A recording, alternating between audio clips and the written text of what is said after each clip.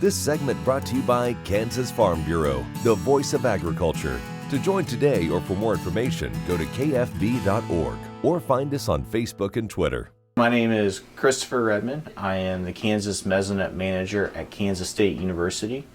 We operate 62 weather stations across the state that provide real-time and historical weather data via tools and other resources online for producers and other decision makers in the state.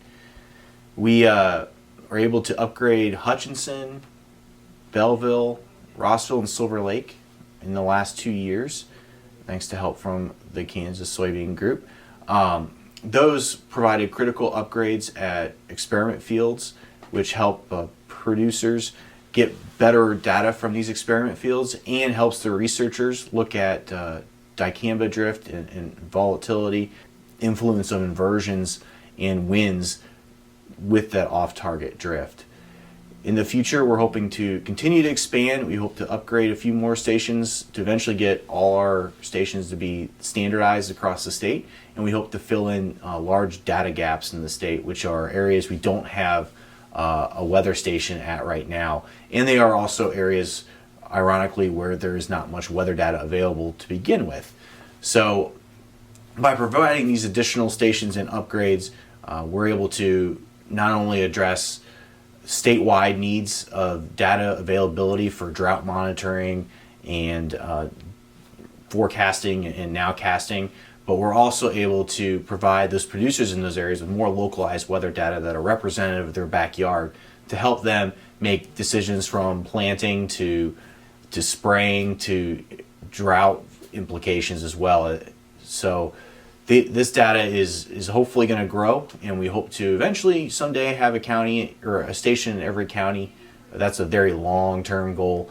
Right now we're just trying to grow and reach out to more people, and the data is free to use and publicly available to everyone, and so we want everyone to know it exists and everyone to capitalize on this free resource in the state. So the problem with meteorology and climatology is that a lot of it is based on local factors, and with significant holes in the state, we're not able to get a good database that's representative for the entire state. And so we're making implications and we're implying a lot of things where we've actually never recorded weather data. And so by developing a climatology at these locations, we're able to look at the typical trends in those areas, which go beyond just when someone planted, but to actually look what's the 30-year climatology of the average temperature, soil temperatures being adequate to plant. And so we can make better decisions and also look at the changes over time, which is a big deal right now as we see the temperatures consistently warmer than average over the entire globe. And so by getting an idea of how often that's occurring and how much it's occurring in these areas will help producers make better decisions, but also be able to forecast and predict what they're going to be doing in the next few years. Because as we start to see additional different changes in crops, different cropping patterns, addition of cover crops and all these, but they provide a platform to support this research as well as a better evaluation of where things are going to go in the future.